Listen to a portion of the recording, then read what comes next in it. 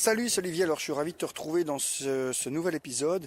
Et aujourd'hui, je voudrais voir avec toi comment profiter de la vie, profiter des différents instants de la vie sans se sentir coupable. Alors, si je te fais cet épisode, c'est un petit peu dans la même lignée que d'autres podcasts que j'ai déjà publiés ou même d'autres contenus écrits, d'autres publications que j'ai partagées sur Facebook. Tu sais que c'est un sujet qui m'intéresse beaucoup, le fait d'être épanoui, le fait d'être heureux dans sa vie d'entrepreneur.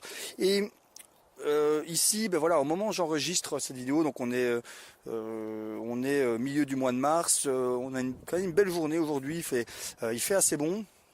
On est mercredi, alors le mercredi, j'ai deux enfants qui sont tous les deux à l'école, donc mercredi après-midi, ils n'ont pas à l'école. Et du coup, comme je le fais souvent le mercredi après-midi, en tout cas à partir de midi, on va manger ensemble, c'est-à-dire à 4 avec ma compagne, ce qui me fait entre guillemets que pendant de midi jusqu'à plus ou moins 15 heures, entre guillemets, je suis un petit peu en mode off. Je travaille pas, je passe comme ça du temps avec mes enfants, ma compagne. Et ici, j'ai eu après un Skype, avec un client. Et là maintenant, j'en profite comme il fait bon. Je suis dans mon jardin.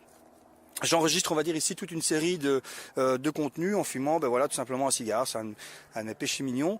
Alors, pourquoi je te raconte tout ça? Tout simplement pour te dire que tout ce que je fais ici, c'est quelque chose que je n'aurais pas fait il y a quelques années de ça. C'est quelque chose que je n'aurais pas, entre guillemets, osé faire il y a quelques années de ça, parce que je me serais senti, entre guillemets, ça peut paraître con, mais un petit peu coupable en disant, ouais, purée, c'est...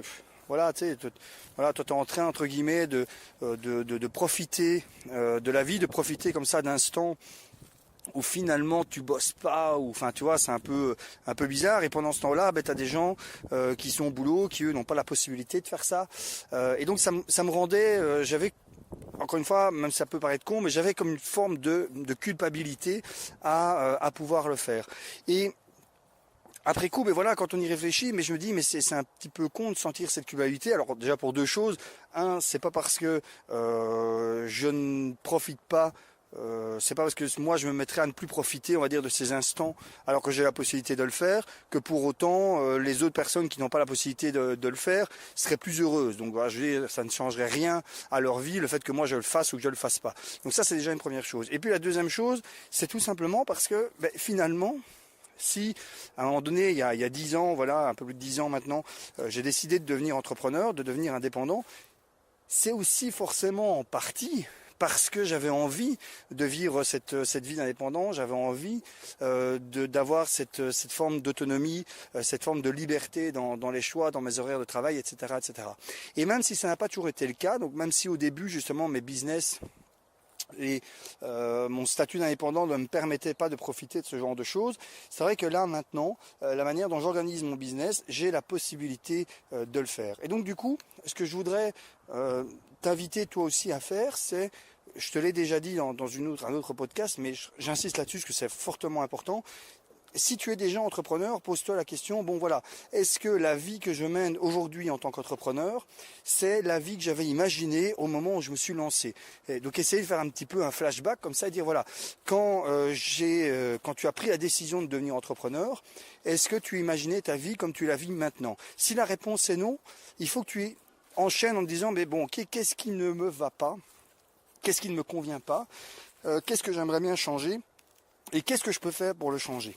Et si tu es par contre dans une situation où tu n'es pas encore entrepreneur, que tu es salarié, temps plein ou temps partiel, et que tu envisages de te lancer dans le business, pose-toi vraiment cette question fondamentale de dire qu'est-ce qui est important pour toi, qu'est-ce que tu veux mettre le plus en avant dans ton activité d'entrepreneur, et du coup de faire gaffe justement aux actions que tu vas prendre, de faire gaffe par exemple au business que tu vas créer, pour t'assurer que tout ça va te permettre de répondre aux attentes que tu as en tant qu'entrepreneur. C'est vraiment quelque chose de fondamental, parce que crois-moi, c'était pas mon cas les premières années où j'étais entrepreneur, où finalement je travaillais comme consultant, et donc j'avais pas cette possibilité d'avoir cette liberté. Et je me rends compte que finalement, je m'étais un petit peu perdu dans le piège de la facturation, parce que je m'étais dit, ok, je suis passé indépendant, mais finalement, je n'avais d'indépendant quasiment que le titre, puisque j'avais quasiment autant d'applications, si pas plus, qu'un salarié. Alors oui, sauf qu'à la fin du mois, j'avais pas une fiche de salaire, mais j'envoyais les factures. C'est vrai que je facturais bien, parce que j'avais une facturation beaucoup plus régulière que maintenant. Mais voilà, ça correspondait pas à ce que j'avais en tête, à l'image que je m'étais faite de ma vie d'entrepreneur. Je vais arrêter ici. Ça me ferait vraiment plaisir d'avoir ton commentaire en dessous de cette vidéo, de ce podcast. Bien entendu, n'hésite pas, ça me ferait très plaisir de voir des petits pouces en l'air si tu as apprécié ce contenu, que tu le partages aussi autour de toi. Si tu ne l'as pas encore fait, abonne-toi également à ma chaîne pour recevoir une notification chaque fois que je publie un nouveau contenu, enfin à ma chaîne ou sur Facebook, dépendant de où tu entends ça. Et pareil, si tu n'as toujours pas reçu ton bonus gratuit, n'oublie pas que tu peux tout simplement te rendre sur ma page Facebook Olivier Ranochat. Tu m'envoies un message, tu écris surprise et là mon assistant virtuel prendra le relais pour t'envoyer tout ça.